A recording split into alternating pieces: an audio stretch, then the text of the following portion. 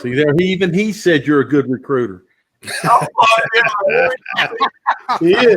What we say in high school. Oh my gosh. He Hey, is. I can do that all the time. I do not recruit. Like, Tell that to the people on the other side of town. I know what you're saying. Like, golly, I know the rules that coming. All right, guys. We got a lot to cover, and we went a little heavy, but I wanted to get you guys' thoughts on some things. We have 11 states across the country that have postponed the workouts right now. Columbia also postponed workouts today. There's the country seems to be, caught in the COVID crisis, so to speak. Do you guys, CMS is having a special board meeting next Wednesday. They're going to talk about plans for school. I just want to get where you guys feel about North Carolina right now. And should we just go ahead and cancel contact sports? Personally, I think we should cancel contact sports right now because, and I didn't say that a few weeks ago, but nobody understands being the head coach right now. I have to provide so many different plans, and I'm not even getting to do the thing that I love to do is coach ball. I have to do an hour and a half of prepping before I can even practice. Then I'm asking these coaches that are involved in contact sports to be here, and they're not getting paid during the summer. Normally you practice for a couple hours and you can get it out of the way, and it's not much hassle. But now they're talking about putting people in pods, having staggered practices. I can't ask these coaches to be there 6-7 hours a day and having kids coming in every other hour in different pods. It's a very difficult thing to go through right now. I think that we can play sports, but it had to be non-contact sports right now. Yeah, I agree with what Sam just said. It's so many hoops that you have to jump through in order just to get them to run a 40-yard sprint, as far as what they are responsible for bringing, checking the temperatures, asking them about symptoms every day. If one of them has a fever, then that affects the entire pod. I'm with Sam. I think we should move the contact sports to the spring, bring the non-contact sports to the fall, and study what the colleges and the pros are going to do, and then take their best practices for the spring when it comes to contact sports. When Sam told us before the show the things he had to go through, it's like, wow.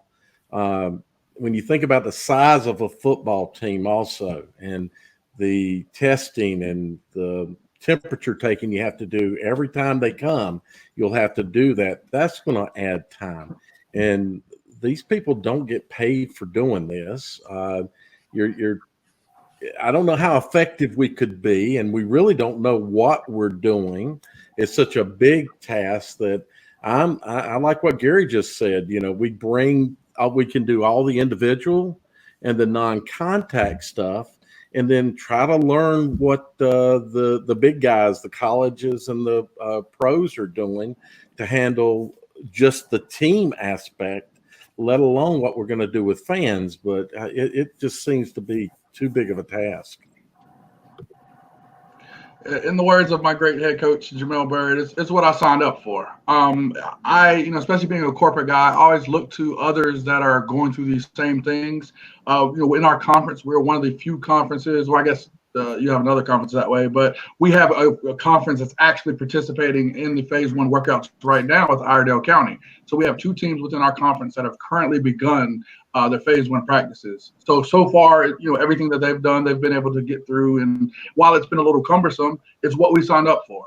So I'm excited to see that, you already have people that are starting, that are taking the precautions, that are going through, and now 2 weeks into this, hopefully as we continue, knock on wood, with no major concerns thus far. So I'm looking to those schools within our conference that are already starting, that have put these necessary plans in place, and I'll be excited to see how things continue to progress as they keep doing a great job. Guys, I hope you can hear me. I could hear some of you guys, but not all of you. But I'm going to have to agree with Sam. And also, Gary, I like the things that you were saying in regards to learning from the colleges and learning from the pro ranks, because again, we're making up this, we're making the rules as we go in regards to how to handle the virus, how to practice, how to, get the student athletes at school and so on and so forth. So I like the idea of learning and again, writing this manual of how to operate it as we go. But to agree with Sam and pretty much all of you, I don't think that we can have contact sports right now. In fact, we've mentioned it going to the spring, but I don't even know how moving it to the spring will work either. I think that it's going to be a deal to where we're going to have to know that the safety and the ease and the ability to conduct these contact sports is going to happen. And right now, unless we see a vaccine and unless the numbers drastically improve, I just don't see it. So my only option right now is to think that there's just no way that we can do it. All right. I asked each of you guys to kind of give me a plan, if you were the czar of high school sports, of how you would kind of run things heading into the fall. And Gary, we're going to put you up on the one shot, and I'm going to find your plan that you put together, and you can kind of give everybody an idea of what you talked about. Well, what I suggested is I don't think we should get rid of sports. If school is open, then basically the sports that take place in the spring are more individual sports: tennis, golf, baseball, softball, track, maybe volleyball. Move those sports to the fall because you don't have a lot of contact with those sports, body-to-body contact. Move football to the spring and learn from the best practices from the fall. Leave the winter sports where they are, and hopefully, during the next few months, hopefully by wintertime, they at least have a treatment for COVID-19, if not a vaccine. But I think with football, not only you're looking at body contact, you're also looking at the equipment that has to be cleaned on a daily basis. The shoulder pads, the helmets, they don't have access to the locker rooms. So that means they have to take those things home every day and then bring it back to school the next day. And then you have the equipment as far as the blocking sleds and the hand shields and the pop-up dummies and all the things that go into football practice. Every time you make contact with it, then it's going to have to be cleaned, and that's just too cumbersome right now to get a lot out of practice. Okay. Now, Jonathan, I need you to hold your ground. Don't be swayed by these fellas. Stay where you are. All right. You're on deck. Oh, I understand. Hey, I know I'm the rare one here, but again, like I said, I talked to a couple of the coaches that are doing it the right way so far, and honestly, I prioritize a fall start. Spring play is an option, but it's a last resort option. I'm a guy, while I am a football guy, I love it. We cannot have 2 straight spring seasons that have been affected in a major way. That'd be devastating to my football players that play baseball, to those that run track, to guys that do prioritize or do care about the results of the sports that they have in the spring. So I think that's the first item for me. Also, if we are going to play in the fall, one thing that's important is a comprehensive testing program. I think that's the one thing that's needed whenever we discuss, getting to play or trying to go out here and play in the fall. How would that work? We have the Heart of a Champion that ensures and helps a lot of these players are able to get physicals.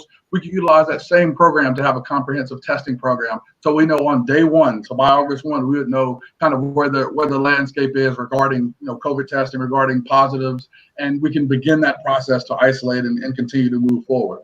I think, going forward with that, as we talk about scheduling, any non-essential travel would have to go away. I think, it would be limited. First, we couldn't have playoffs. Wouldn't want, have that situation of teams going across the state, furthering the spread of the virus. I would, eliminate any, of course, cross-state football, anything that doesn't involve playing football with our neighboring counties. Charlotte's a big area, so you can get by with that. But I do think some sort of just compartmentalization of where you're playing football would help to do that. And also, kind of to Sam's point, I think you hear a lot with head coaches and what's being done as far as the additional responsibility that they're going to have to bear. CMS as a district needs to stand behind these coaches a lot more. I think when you see coaches in places that don't have the means and don't have the great backing, you need more trainers. You need more people with that expertise. Like, I love Sam to death, but I don't think he's getting up there and opining on the sanitation procedures and things that that our doctors and nurses and qualified professionals are required to talk about. Okay. Has anybody seen the Virginia schedule plan for next week? I haven't. And Robert, if you want to make a comment and let us know what it is, I'd love to see it. Joe Hughes says that it makes sense. It does away with fall competition. I don't know what the plan is. Have you guys seen it? Nobody seen it? Okay. Well, Gary, you have a fan right now, Joe Hughes from the Gaston Gazette. He says the Richmond plan makes the most sense. The best thing for NCHSA to have is a little bit, some sort of plan is run out of wiggle room. So Gary's winning the race right now. But who we have on deck? We have Sam Griner, the coach. Here we go. The coach on deck, and we're going to put up we're going to get Sam in the one shot, and then we're going to put up the Griner plan. There it is. Well, Gary stole my information earlier, but we'll highlight on it a little bit. The thing is this: someone's going to catch this virus if we do it. And there's more likely they're going to be in contact sports. We can't do the contact sports if there's a spike and everything going on. I'm with Dale right now. Like, Dale's been trying to say this for a long time, and I've been like, let's play football in the fall. Let's play football in the fall. I was with Grice, but then I've been seasoned for a few weeks now. Next week he'll be on the same page with us, of course. But it's just right now he's just a little confused. It's just, what are you going to do once someone does catch it? Are you going to say that team can't play anymore next week? What are we going to do once that happens? That's going to be the problem. Now, if you're in non-contact sports, a lot of those sports are individual sports. You can isolate one person, like golf, tennis, track. There's a lot of different ways you'll be able to go about it, and I think that we can do it. I really believe that all three. The only thing that'd be difficult is both soccers will need to be played in the spring, okay, men and women's soccer, because they're both contact sports. Now, what we would have to do is we would have to really, really come together as a community and figure out when and where we play the games. And if there's a coach that coaches both women and men and women's soccer, then there's a way that he can practice both, or even on the same field, whatever, and have it on separate sides. But by the spring, we can figure out the contact sports, and maybe a vaccine will be available, but we need to be able to do something. I'm afraid that once we start, so here's the thing. Say we start contact sports right now in the fall, and someone catches it, and then it grows just a little bit. It only happens to happen in one team. Well, guess what? Other teams they're going to shut it down. Now we're not playing any sports right now, and I would love to be able to go watch, a tennis match or even a golf match or any of that stuff right now, just to be able to get sports and get confident again. I just think that right now football is just very, very difficult to do right now with contact. After seeing all the stuff that I have to do, you guys will be blown away. Like, I literally am stressed out, like, because I'm not like a computer guru, but I'm going to have like a strap computer to my chest, like a baby Bjorn that puts up in here with a computer to be able to type stuff the whole time, and I ain't even doing football, the thing I love anymore. Hold on, I just had to put this up on the screen right there. Love it. That's the truth. Hey, all right, voice of reason, Dale Ross, our constant here on Talking Preps. We're going to get your plan up on the screen. What do you got?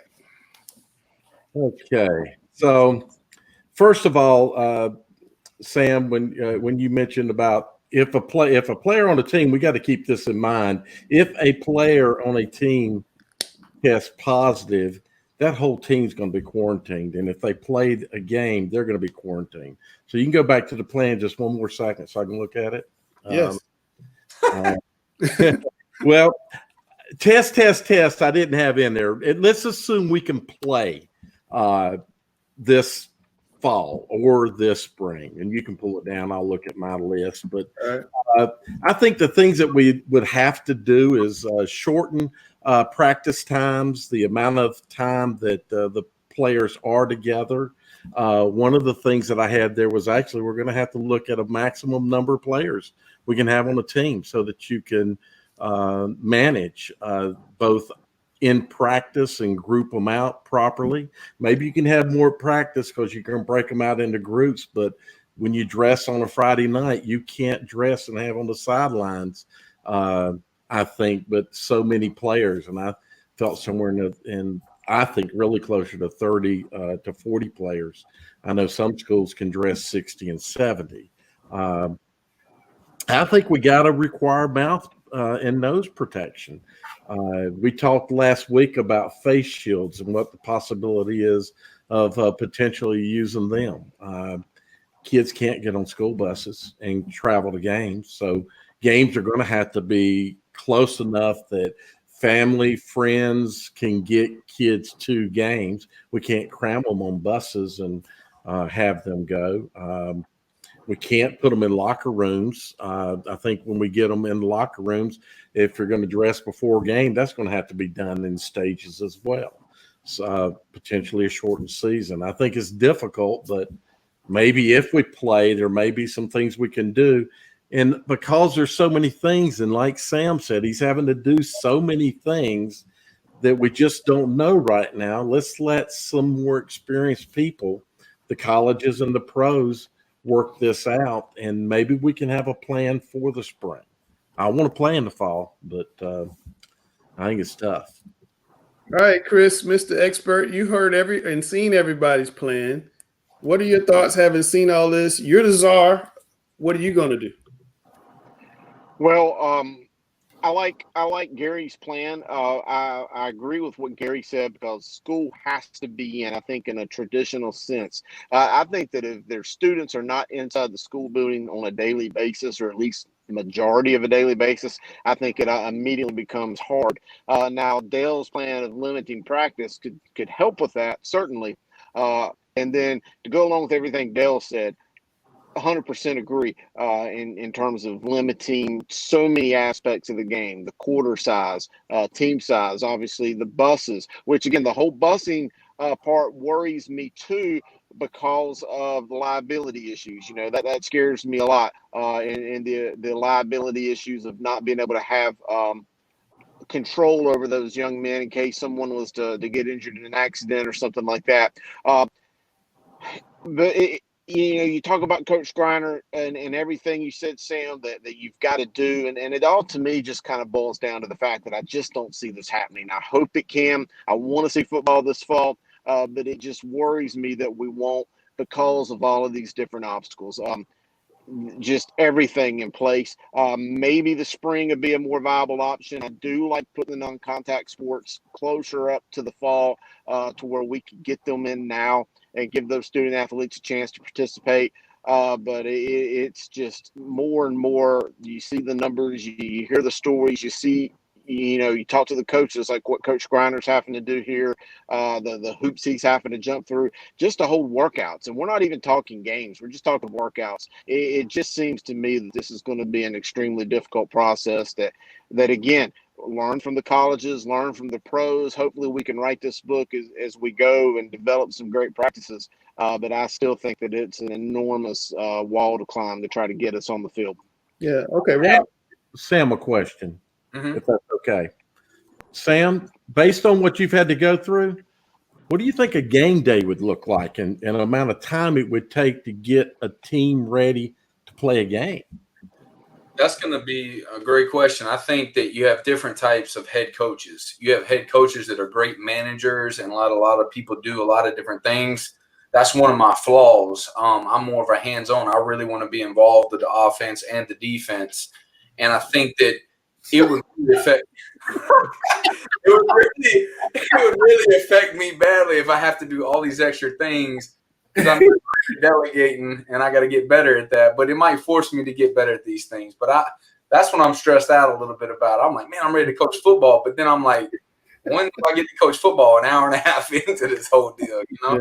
Hey guys, I got the Virginia plan. You guys take a look at that real quick, and I want to get Chris's reaction to that first. That apparently from Robert Williams. I don't have it verified, but this is what Robert Williams says Virginia's planning to do. So they're going to start winter sports December, move fall sports to February, and spring sports to April. So, Chris, I'm going to give you a shot. and then we'll come around the room. Chris, you take it off, and we'll come to Grice and Ross and Richmond and Sam. That's an interesting plan, and in theory, it could work. Winter sports in December, yeah, it's easy. Fall sports, I don't know. I think of football practicing in February, and man, that's going to be tough. That's when the weather is at the worst, and you're outside in the elements every day. And you think of cross country and some of those guys trying to practice in sleet and winter closings. That concerns me right there. Then all seasons look to be approximately 10 weeks total. That could be fun. But a 10-week football season means, 3 of them are practices. So you're looking at probably 6 or 7 games at tops. Grice. Yeah, I think the bigger question here is going to be, for those top, guys, and we talked about the 2021 class, who's going to be the coach or who's going to be the player that's going to, talk to these guys and make sure that they're staying. I'm not pushing a guy if he can go to his college, team in January.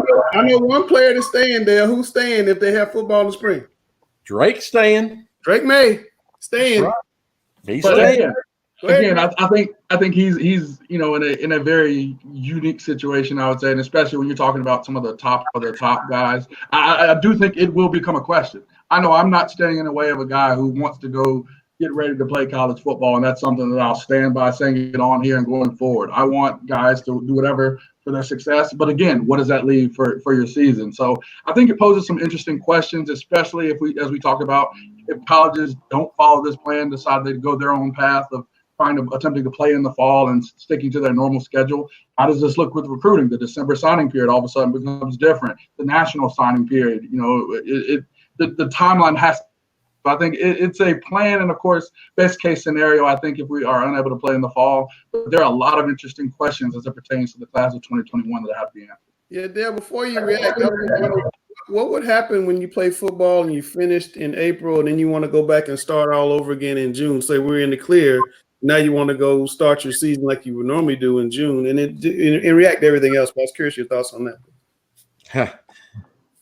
Yeah, you're just stepping right out of, if we can do that, you're stepping right out of your normal football right into your spring stuff is what I think you just asked about. And it continues on for them, and that's going to steal from some athletes, even more so.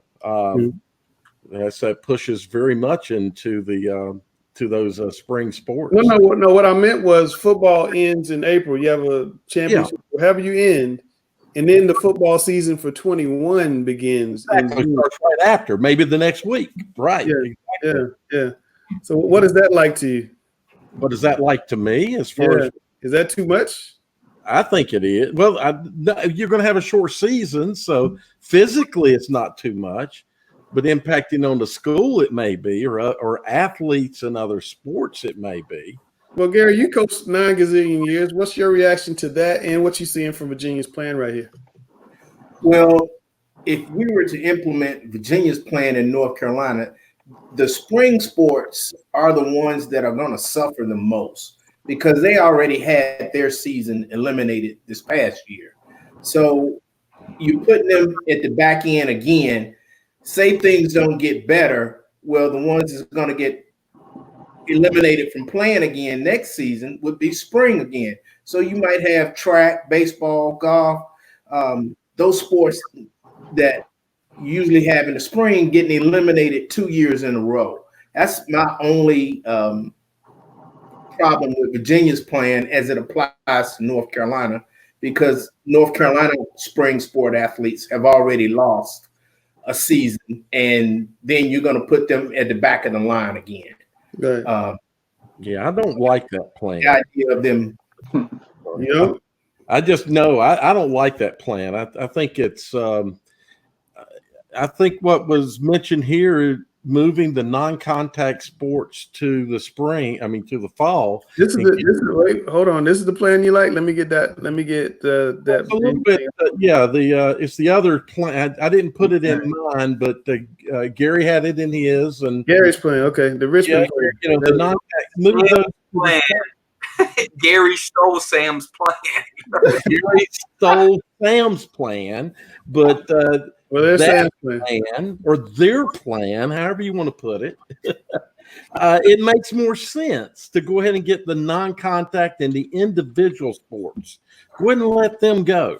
That way, if any of them are football players, then they'll be able to get their sport in. And they won't have to worry about it getting crammed down and possibly pushed away.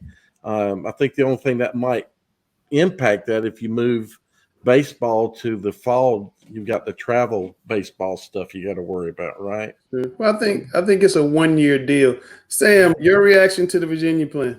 I think that it might be owned to something a little bit. Now, I'll put it in perspective. I think that playing football in February, it would affect me fine because we run the football a little bit. Now, Grice, on the other hand, they had to go and switch up some things. That 7-on-7 game would have to change. And, real defense. So you want to respond? Hold on. Check the tape. Last year against West Charlotte, we ran for over 100 yards. Hey, we can switch it if need be. It was 30 degrees that night.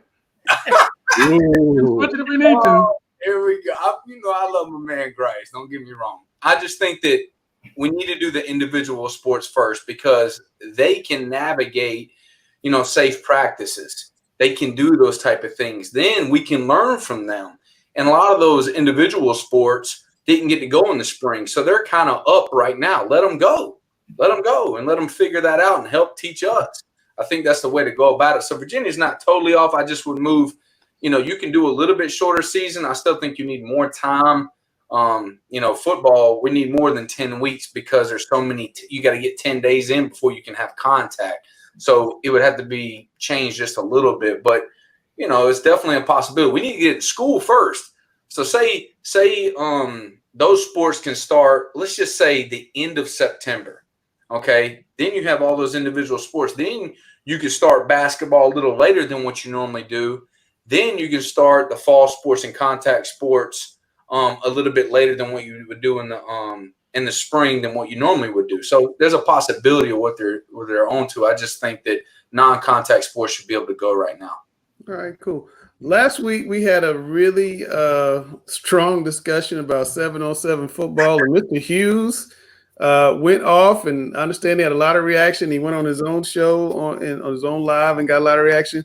And Chris, I heard from 3 or 4 coaches today. They just want to hear a little bit more from you on 7-on-7. Let you define your points, and I'm going to let Grice respond because Grice is on the other side. So I'm going to give you the floor, Mr. Hughes. Can you hear us?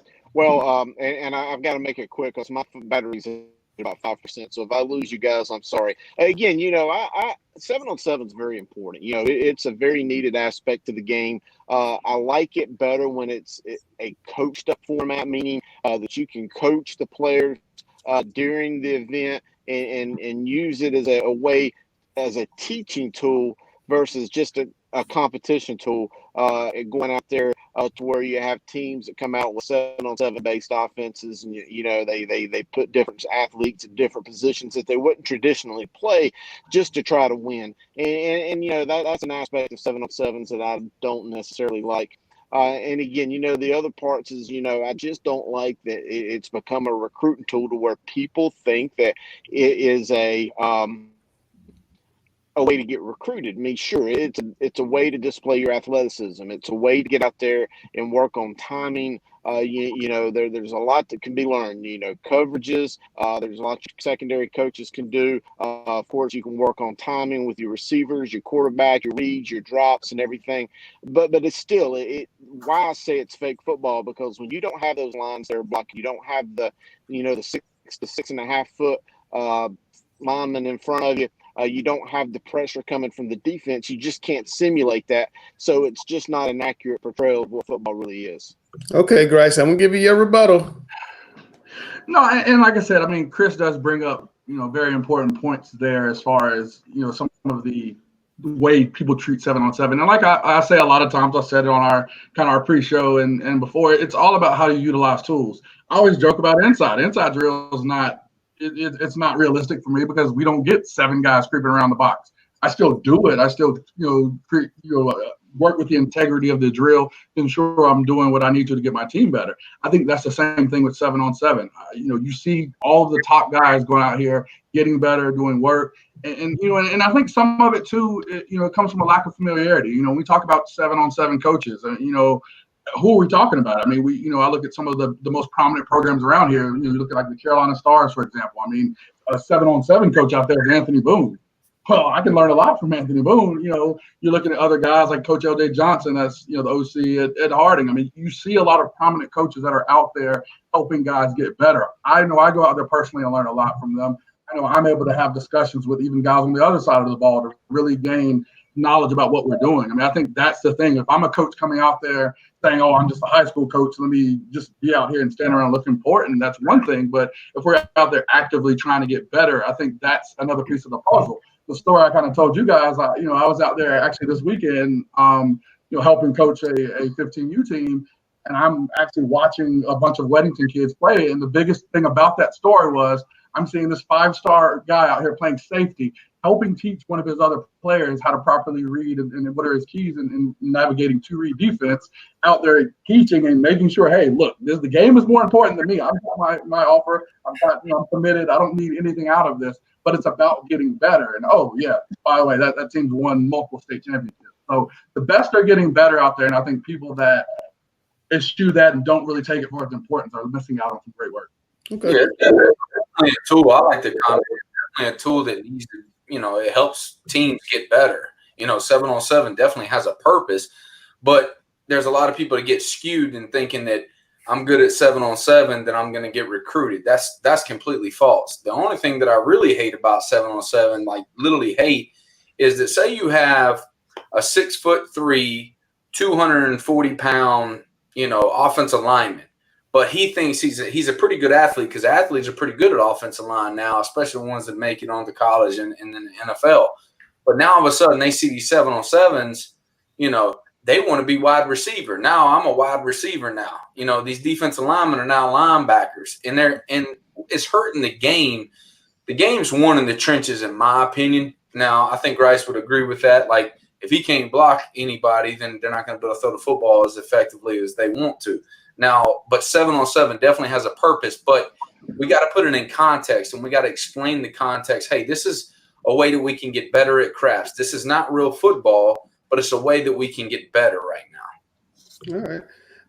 I wanted to ask you guys, and I think Grice was talking about this on Twitter last week, about how some schools and CMS and the state have better facilities and access and things like that than other schools, and what does that lead to? And Chris, I know you're about to run out of juice, so I'm gonna give you the first shot at this question. In CMS, I'm sorry, I'm reading it right here. You good?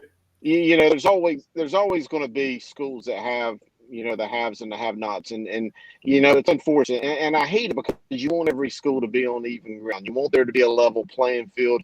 You want schools to have the same weight equipment or the same amounts of input, but as long as communities are out there and you've got certain communities and boosters who are willing to write checks to make sure that their schools have stuff, and those communities come from affluent areas that can afford it, and then you've got schools in lesser affluent areas that struggle, I think you're always going to have that disparity of who's got the haves and the have-nots. Now, I hate it because, of course, I've been around the state. I've been to all the stadiums. I've seen every school. I've seen most of the weight rooms, and there's a huge difference in who has the best and who don't, and it's even magnified in CMS. Although I think CMS does a great job in making sure at least every school has the bare bones, the basics, the playing fields, the weight rooms. I've seen CMS go out of their way to put a weight room in a school. Butler had some very bad equipment a couple years ago, and I know CMS went in there, took care of it, and was able to help out them. So I know that as a school system, CMS does what they can, but it's just all around the state. There are some facilities out there, some weight rooms, some booster clubs that just struggle badly, and you hate to see it because you want to have every opportunity for young men and women to succeed, and I just don't think that's always the case. So that's one point I'm gonna have to disagree a little bit with Chris on, because CMS is so skewed. it's sad, and we called it West Side hate because I grew up on the West Side, and I've dealt with most of the schools on the West Side. And the West Side, unfortunately, as far as money, only until recently has the West Side or Southwest part of Charlotte actually had people with money move in that might contribute to a school. CMS does things by rotation, they claim. And so when a school gets some kind of modification to a stadium, for example, maybe they come in and they put bleachers in and they don't do anything else. Well, they go to the bottom of the list and they have to work their way back up the list. Never mind that their field is so bad that you have to call fire department and such to come in to nearly have a field condemned. These particular schools that I'm speaking of don't have the booster club support. Booster clubs can't repair and replace fields. They can't do stadiums. They can't do weight rooms. They can buy some weight equipment. They can't do field houses. So we have some schools, Harding's a good example, that are playing on hard fields. And there's the stadium is run down. The lighting is horrible. All of those things, it's not their fault. CMS should fix it.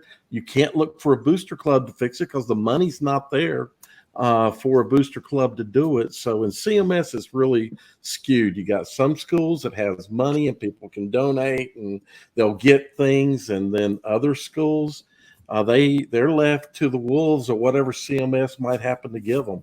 I think it's bad, and CMS really should take a tougher or a harder look at these things because these are important to our students, to building morale in a school. You know, it all starts, I think, right there. You can build the morale, get students to come in if the athletic programs are doing well, and if the athletic programs can't do well, if they have poor facilities and it makes kids less wanting to play. I could go on and on about this.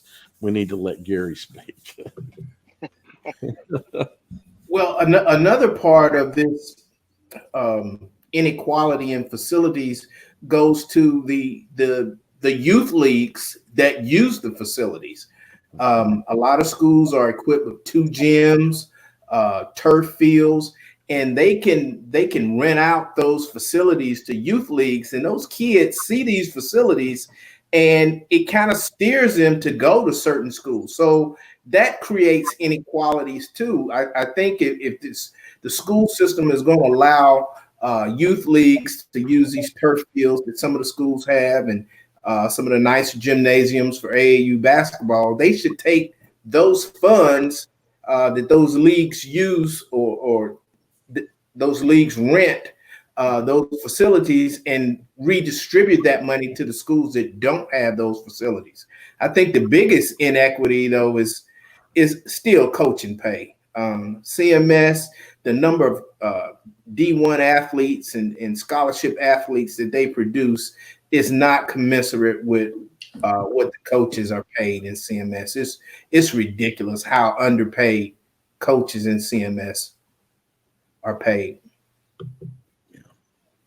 Gary, I think you hit the nail on the head. And when people always, talk about recruiting and inequality, and I think, as a youth coach myself now for 7 years, we look at CMS basically subsidizing recruiting or subsidizing positive marketing towards certain schools in better areas. We talk about the youth programs, as you stated, they're being drawn to these turf fields. So they're kids that are growing up looking and dreaming of Friday nights playing at some of these fields that have been prioritized by CMS as, hey, this is a field, this is a place that I want to go to. Then we sit here and look at these kids getting to that age, directing their abilities to the school. See there that the school then builds up their football program, which in turn brings in more money. And we have a lot of these schools that are in have-not situations trying to start from the ground floor. When we came into Hopewell, we started from the ground floor. There was no money in the account. There was nothing there. And we had a program that we had to resurrect and try to build. And it becomes a huge process. And then as you sit around and are trying to go about things the right way, you see other areas that potentially could be going about things on, while walking a very thin line. And it just is, it further magnifies that issue that there's even no enforcement of situations in that regard. So it's frustrating to see the lack of enforcement, or the lack of control, or at least oversight by CMS at this problem. And it's something I think it's glaring. And then now when we talk about this epidemic, we're going out here with schools that already don't have adequate facilities. Now we're expecting, hopefully, to receive support from CMS to have, whether it be sanitation guns, whether it be adequate wipes, masks, whatever that needs to be provided. If that's not equal, we can't, that's another way where I'm a fall supporter. I think we can do it. But if we're not getting the adequate supplies at all these schools, if Coach Griner is not getting what he needs at his West Side school, how can he be ready to play? You see how Grice over. I told you to take a week to come over to the dark side over here. He's always that's pretty good. I disagree with a lot of statements about CMS. Okay, so I was at Harding. Okay. We had one of the worst weight rooms. We made people aware the weight room was bad, and they did the best of their job, and they fixed it. They got a new weight room. They don't have a field house. But the people that have nots, if you have a great culture, you will remember your time together no matter what. And you can be more resilient when it becomes game time. But I think CMS is one of the biggest school districts there is, and they do a great job of trying to fix things. They don't have enough money to fix everybody right this second, but like you said, a rotation. I think everybody's doing everything they can. I think that it's tough for like myself, and I'm on the wrong side of the coin here. We do have a turf field, but I can't use the turf field this whole summer. I had to develop a plan because that 25-person rule, okay, I can't put 25 people and have 7 different sessions of practice, okay, on the turf field. We have to go to Ranson Middle School and use their fields. Now we're going to a school that's not even our school, but I'm so grateful that they allow us to do that. So it's tough, but I understand. Like CMS does a pretty good job. It's difficult to make everybody happy. But like Barry just got a new field too. So I mean, they're doing everything they can. But now Barry's got a new field, but that school is not that old, and they got a new field because they didn't take care of their field. I got to say one thing, Sam. My kids went to Olympic, and Olympic, when they finally got a stadium, their stadium was built by giveaway from Johnson C. Smith University. So the stadium, when Johnson C. Smith rebuilt their stadium back in the early 80s, they donated their bleachers to Olympic. Those bleachers stood there until the new stadium was built, and all the schools got all their little things, and that West Side school got nothing, absolutely nothing. So while maybe they try to do the best they can, I know that when I was on the Booster Club and I had to work to get the weight room taken care of there, we had equipment that a kid almost, leg press that came apart on the kid while he was using it. The equipment was in such horrible shape. They had a universal weight machine in there. There were the first 2 that come into Charlotte. And I went to the high school that got one, and Olympic got one at the same time. And we're talking about 1976, 77 when that universal weight machine came in. It was still in that weight room in 2004, broken. And so, I don't know if you can beg and you can plead, and it took a lot of work to get that done. And we still didn't get things done that we needed. Okay. I understand what everybody's saying. I don't know. I would love to have you on my booster club, Mr. Dale Ross. Trust me. It's done. I don't know behind the scenes what happens. I just know if I were controlling the utopia of what CMS is trying to do, I don't know how I would go about it if I only had this amount of budget and there's so many schools to help out. I think they're doing everything they can. It is difficult, though. Very difficult. Yeah, CMS is too big. You hit it when you said how big they are. And here we go. He's going to start talking about splitting CMS. Don't get him started. That's another show. Last week we had Evan Pryor on from Huff, and he talked about a social media post that made him decide he was not going to play this season unless there was some social change at Huff. We're going to definitely have a young man back to see what happened. I know he met with his principal and athletic director, and he seemed to feel like he got some progress made. Gary went on Facebook and made some interesting comments. I want him to share with you guys on this topic. I'm going to let Coach Griner follow up after that. Well, first of all, when I heard Huff, I thought two things. I know the leadership at Huff, and then you have the school culture. The principal, and I won't call people out by name, but the principal was an assistant coach for me when I was the head women's coach at Vance for 3 years. And she's an outstanding person. So it doesn't come from her. The head coach I worked with for 2 years. I was one of his assistants. On top of that, we worked in the same social studies department together at Hopewell, collaborated on a lot of lessons together. So it's not coming from him. The AD, I haven't worked with, but I know him well. He spent a lot of time at Hopewell when Huff was getting ready to open, so he could learn, some of the best practices of opening a new school. So I don't think the racism is allowed by the leadership of the school. The other thing I'm thinking about is the culture of the school. Huff is in a very affluent community. It has over 2,500 students, so it's a very large school. And when you have a large school like that, 1, 2, 3, 10 people can cause it to have a bad reputation. And the athlete reacted to a tweet. And I think racism begins in the home. I think whoever tweeted it, they had to learn it from their parents. And I don't think parents say, hey, I want you to be a racist. But in conversations among themselves or with the family, they use terms to describe a group of people that the students learn that from their parents. And then maybe they learn it from their peers. And it doesn't take but one bad tweet from a student to give a whole school a bad reputation. And I'm hoping that's the case. As I said, I know the people in leadership at Huff, and they're great people.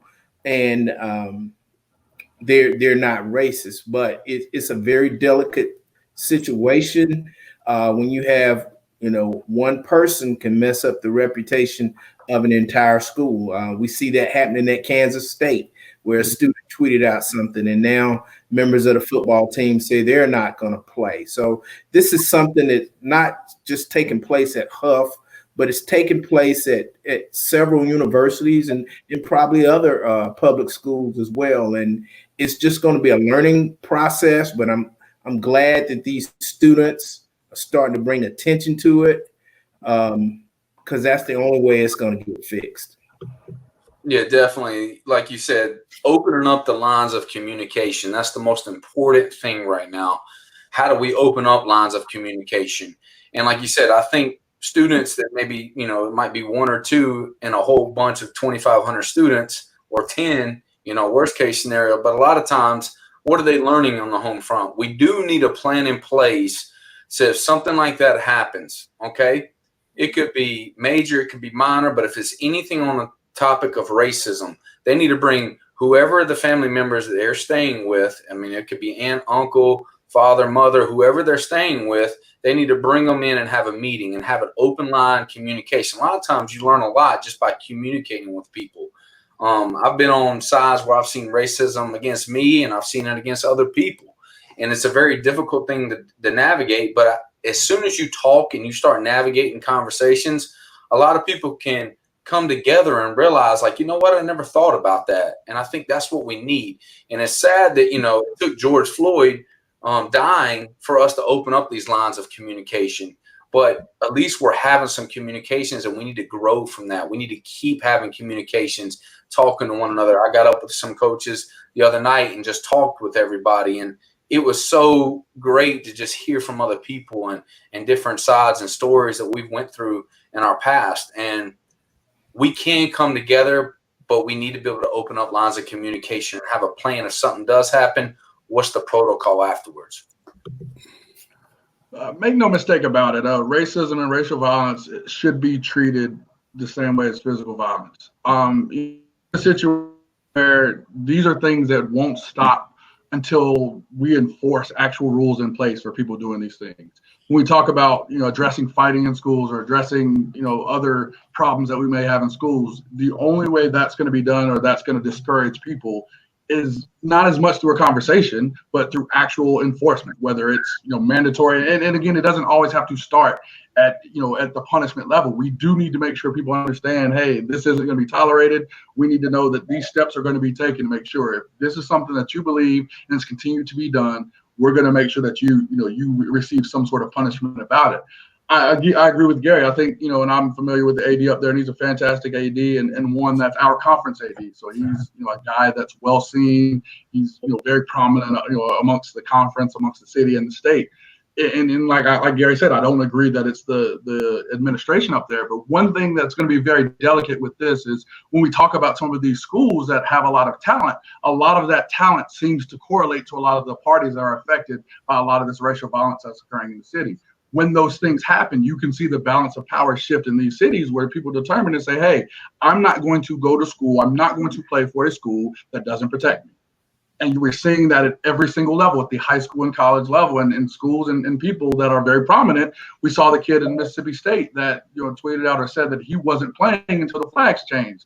Paul Feinbaum gave him credit today for being a driving change, a driving force, and that flag being changed.